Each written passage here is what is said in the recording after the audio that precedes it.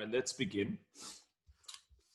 We're going to be looking at the Mishnah here in Pirkei Avos, which we'll initially read through together, and then we'll try and understand what the essential teachings behind the Mishnah represent. Arba midos beyoshvei lifnei chachamim. There are 4 attributes of those that sit before the sages, or sit before the chachamim. And we have to try and understand that. What does that mean? There are 4 attributes of individuals that sit before the chachamim. Yeah, we're talking here about how we engage with information, how we absorb things in life. And we're going to see 4 different elements of how that transpires, how that takes place. So let's try and ponder, what does it mean to be sitting before the chachamim in terms of our ability to absorb information? But let's see the 4 categories that exist. Sfoig. What's a sfoig? A sfoig is a sponge. Absorbs everything. Okay? That's a sfoig. And it says here, umeshapech. The second one is a funnel. The way that the funnel works is the information comes in through one ear and out the other.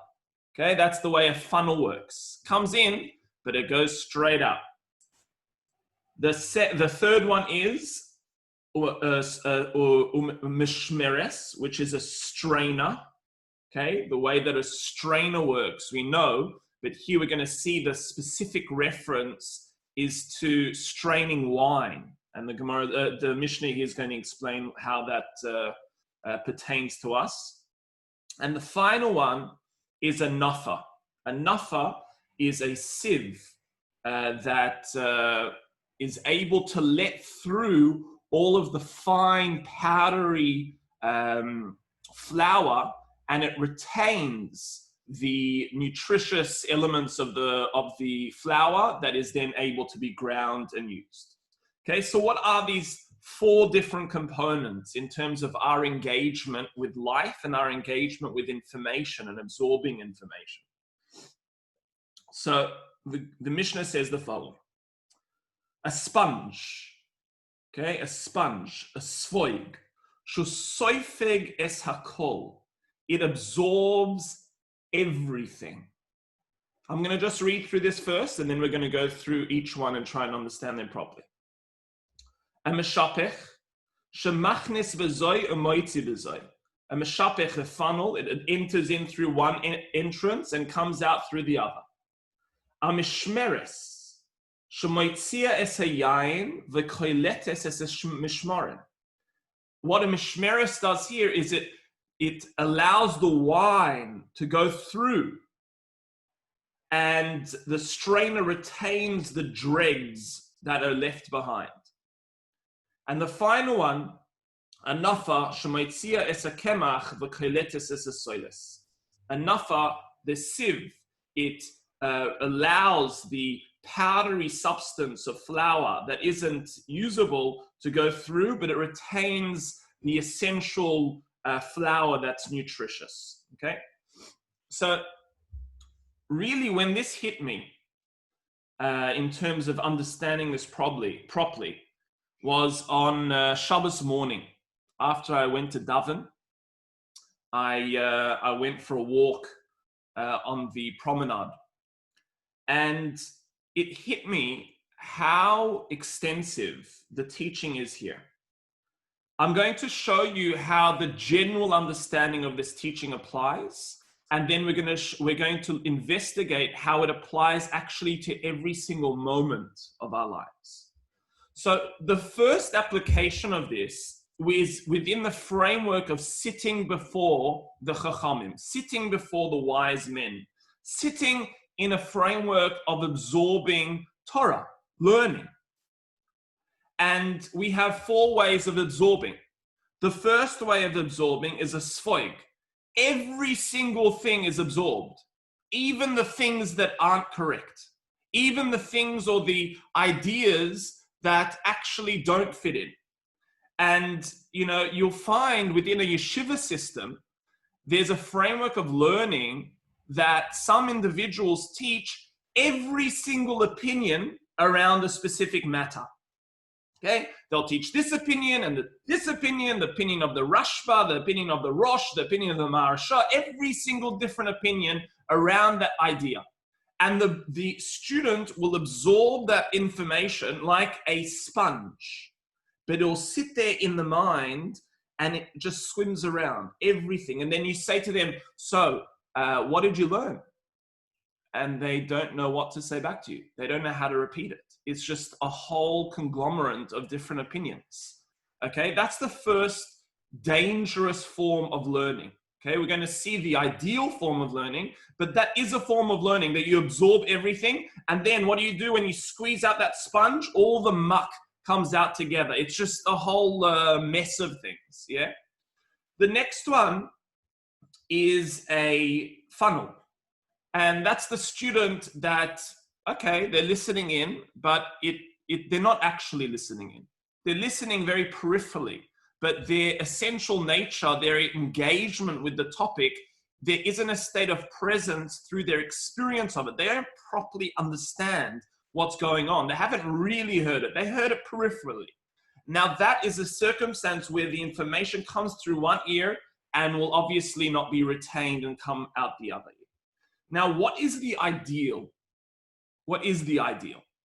Is it a strainer or is it a sieve? What do you think? Anyone have a suggestion? What do you think is the ideal? I guess they're very similar in terms of some functionality. What the strainer does is it retains the dregs, and what the sieve does is it retains the main components, the nutritious components of the flour or the grain, and removes the powdery substance. Okay, so obviously we would be able to, you're saying the sieve, thank you, Jacques. So this is the teaching, that there is even a worse circumstance where you have an individual who's a strainer. Okay, they go through an experience of learning and all they keep behind are the dregs. Yeah, you say to them, so what did you learn? So they remember, the jokes. They remember maybe the erroneous opinions, the controversial opinions. But all of the substantial elements of understanding aren't retained. And the final component, which is the ideal, which is a sieve, is an individual that keeps the coarse flour, keeps the nutritious flour, but allows the powdery substance to dissipate, to go through their system, to be removed. Okay, that's the classic understanding of this Mishnah. But I'll tell you how I found it very, very applicable on a daily, almost every single moment. A person can really engage with this Mishnah in a very practical and very important way. So I was walking on the promenade, okay, holding my daughter's hand and my son's hand, and we were walking together. And, the experience of wherever you are really falls into either one of these four things, okay? So you could be a sponge. The way a sponge works is how I was initially experiencing the promenade, okay?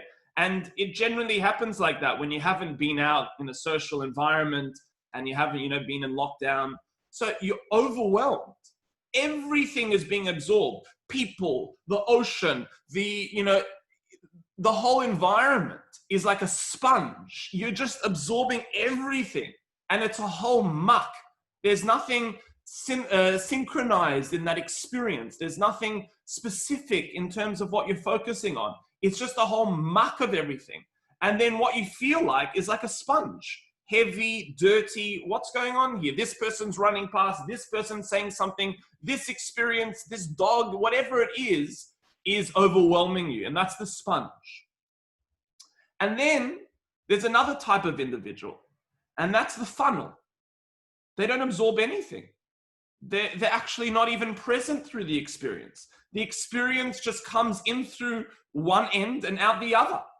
That they're actually not even in a state of presence. They're not even there.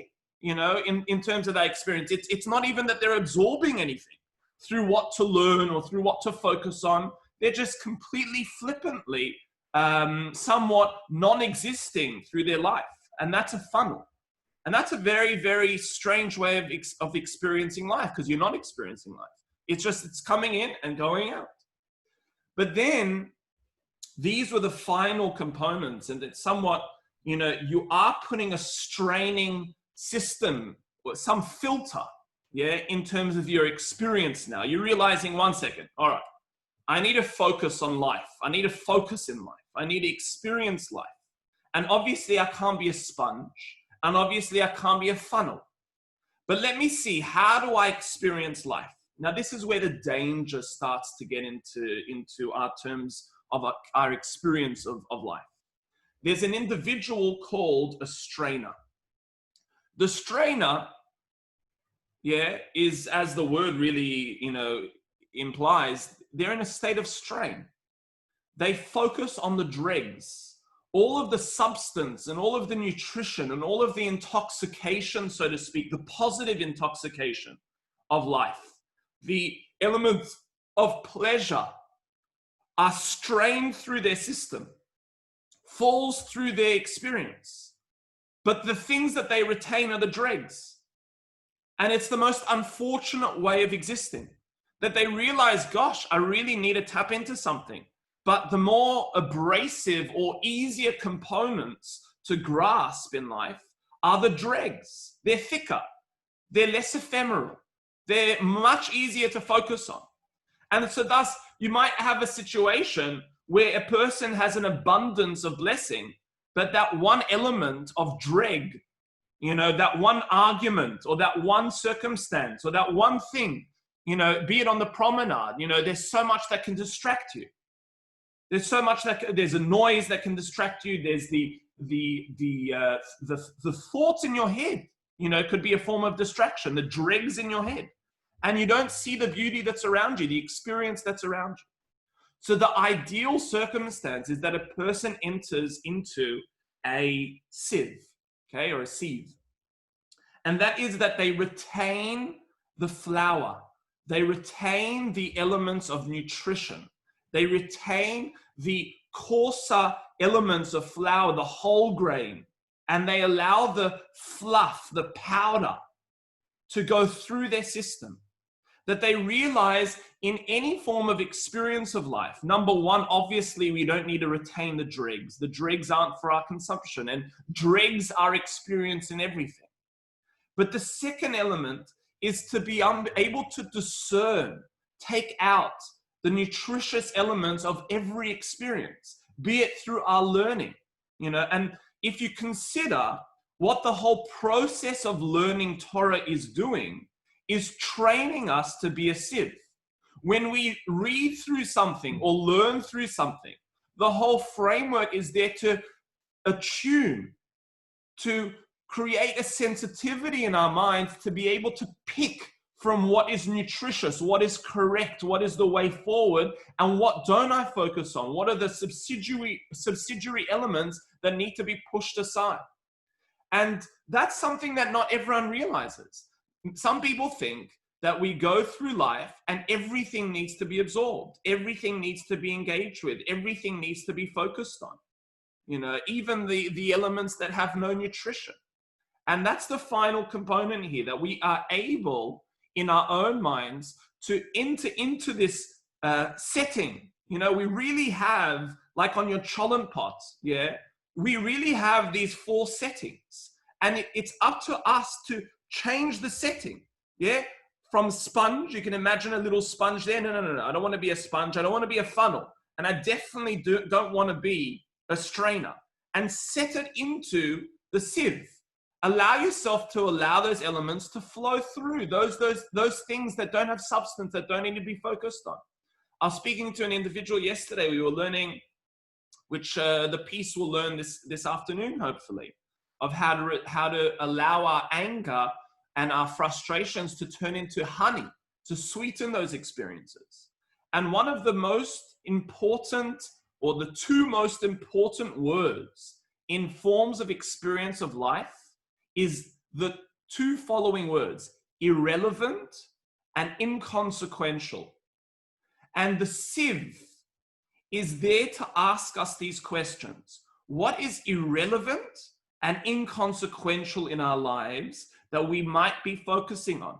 And when it comes to being angered by something, when it becomes to being bothered by something, the sieve asks that fundamental question: is this something I need to actually focus on? Or is this something that is an absolute waste of my experience of life? All right, so these are the four elements, and I'll just open it up for any potential questions here in terms of learning this Mishnah. Just to summarize, we basically understood this to be pertaining to directly engaging with information, directly engaging with learning and what we're actually learning, to be able to take out those bits that are of substance. And in every experience, we're going to experience that. Every shiur contains a bit of fluff and a bit of controversy potentially. What do we hone into? And then the final element is, how do we engage with life in general? What setting do we have in our minds or our perceptions in order to experience life? Are we able to walk on the promenade and allow our focus into the main components of our existence, as opposed to the dregs or the powdery substance that may exist in our experience? Okay, so let's just open it up for any potential questions or statements. Pauline, how are you doing there, Pauline? You were the first, I think, in the classroom here, so let's get your feedback. Well, I think that description was excellent, and it's just a matter of being awake to remember, to be consciously awake, to walk on the beachfront or whatever you're doing, to just stop and use your awareness to make these decisions. Yes. So I think it's a good reminder to just not let everything just go past you, just to be aware. Yeah. So that was excellent. No, it was a very powerful thing for me to realize that I actually have a switch in my head. There's a setting. There's a setting in my mind, and I can choose which setting I want to be. You can choose which one you want to go through. And it's a crazy realization that when I realized, 1 second, I was actually talking to my daughter about this Mishnah, She was telling me she's bored while walking, because her brother had a scooter and she didn't have a scooter. So I said to her, all right, so let's talk, hand in hand, we're holding hands. And I was saying, Dina, what do you think about the following? What are you? Are you a sponge? Are you a funnel? Are you a sieve? Or are you a strainer? It's a little bit over her head, but nevertheless, that's the concept here. So, Philip. Yes, Rabbi. May I? Gracias, Professor Gracias. Yes. Yes, Rabbi. I'm having a problem with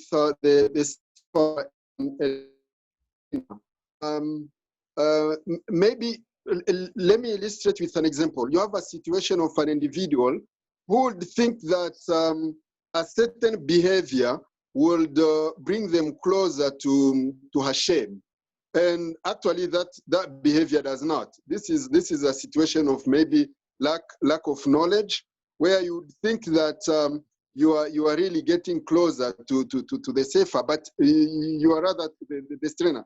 Maybe an example: you are stuck with the dress code and something like that.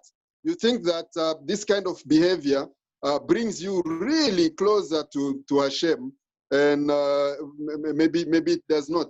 So where are you? How then do you rectify such a situation where really what you want is to get close to Hashem, but there is a situation of lack of knowledge?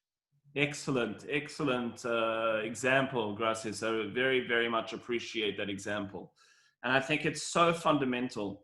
especially in our experience of, spirituality or religiosity or the ritualistic elements behind Judaism.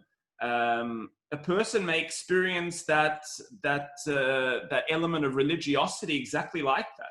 They can be a sponge and they can just take everything in, but not have any specific focus or any specific direction. They're just colored by all different mindsets and viewpoints, and there's not really any specific direction in terms of how they exist in life. And, the opposite may take place, and that is the example that you gave there, Gracias, where a person might focus totally on the dregs.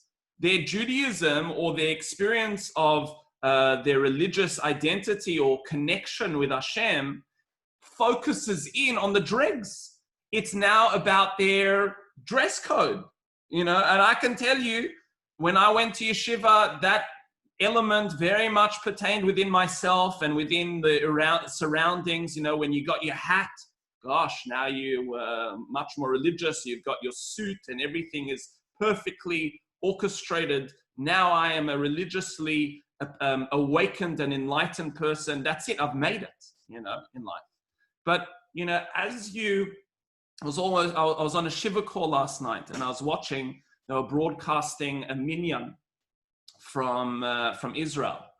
And it was really beautiful, really, just to see the energy in Eretz Yisrael and people davening there. And it just, as I was sitting in my lounge watching, and I just really came to this consideration, Gracias, what is the essence of our experience of God?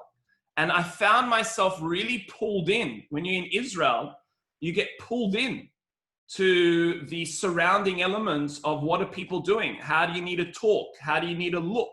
How do you need to behave? And it could be something very external. The dregs could be focused on. And what you're saying here is that we need to become sieves. We need to strain out or filter out the externalities of our experience of life, of our experience of our connection with Hashem, and realize what is the essence. It doesn't mean that those things aren't important. Sometimes you need to fit into society, You have to sometimes fit into a system, but that's not the essence of what it is. Your question is, how do you clarify that? How do you filter that out? I think that's an excellent question. How do you filter that out? How do you enter into an awareness of what is nutritious and what isn't nutritious? And it could be potentially that it's a consideration of what's external and what's internal. What are the externalities that are driving you, the egoic elements that are driving a person to fit in or to have an identity or to feel better about themselves?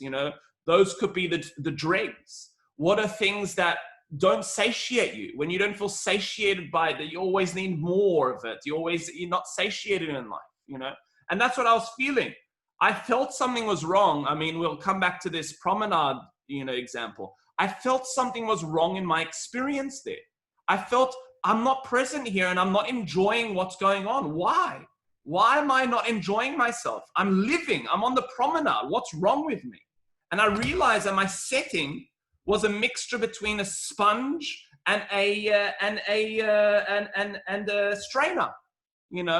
That I'm absorbing everything, and I'm most likely just focusing on the negative things. Let me turn into a filter. Let me turn into a sieve and experience the finer, delicious, nutritious elements. There's an ocean next to me. There's Shabbos. I'm walking with my daughter. I mean, are you mad not to enjoy this experience? And I actually started enjoying it. I realized that it's in my hands, So same too within Torah. Yes, it takes time to realize what's right. It takes guidance, and it takes your essence to guide you to realize what is promoting and motivating your experience of Hashem or your experience of any religious circumstance. What is the motivating element there? That's the question we have to ask ourselves. Yeah. So thank you for that, Gracias. Thank you. I appreciate that. Any final questions? All right, Chevra, should be with Brocha. I will confirm